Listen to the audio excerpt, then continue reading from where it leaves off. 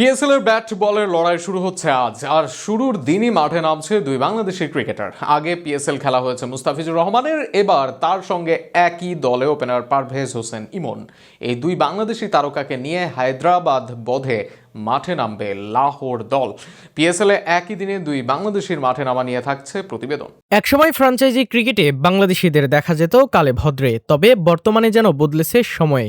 বর্তমানে পাকিস্তান সুপার লিগের মতো আসরেই একসাথে খেলছেন হাফ ডজন বাংলাদেশি খেলোয়াড়। এর মাঝে একজোড়া ক্রিকেটার মাঠে নামবেন শুরুর দিনেই। 2-1 বছর আগেও জাতীয় দলে স্থায়ী ছিলেন না পারভেজ হোসেন ইমন। সেই ইমনকেই দলে নিয়েছে আসরের চ্যাম্পিয়ন দল লাহোর কালান্দার্স। কালান্দার্সের মালিক নিজে ভরসা রেখেছেন ইমনের ওপর। জানিয়েছেন ইমনকে সবাই নতুন করে চিনবে এই পিএসএলে। নতুন করে ইমনের সামনে এসেছে সুযোগ। পিএসএল এর প্রথম দিনেই সেই সুযোগটা আসতে পারে এই ব্যাটারের কাছে, কেননা শুরুর দিনই ইমনকে নিয়ে মাঠে নামছে তার দল লাহোর। তবে শুধু ইমন নয়, লাহোরে আছে আরও এক বাংলাদেশি।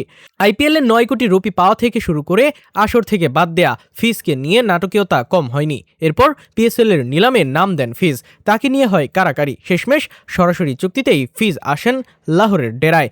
লাহোরের একাদশেও যে ফিজ অটো চয়েস হবেন সেটা অনেকটা অনুমেয়ই।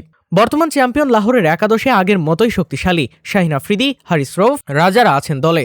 আছেন গত আসরে পারফর্ম করা রাজা ও নাইমরা। এর বাইরে আসিফ আলী, ওসামা মির, হুসেইন তালাতির মতো লোকাল অভিজ্ঞ মুখ আছে এই দলে। শক্তিশালী দল নিয়ে লাহোর নামবে আসরের নবাগত দল হায়দ্রাবাদ কিংসম্যানের বিপক্ষে।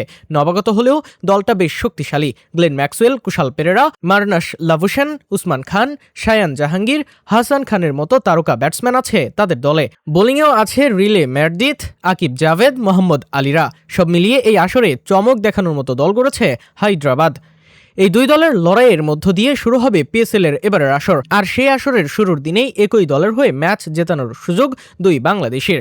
ফিজের সেই সুযোগ হয়তো আসবে, তবে ইমন সুযোগ পাবে কিনা সেটা নিশ্চিত নয় এখনও। তবে এই দুইজনের জন্য এই ম্যাচের দিকে যে কোটি বাঙালির চোখ থাকবে সেটা অনেকটা নিশ্চিত।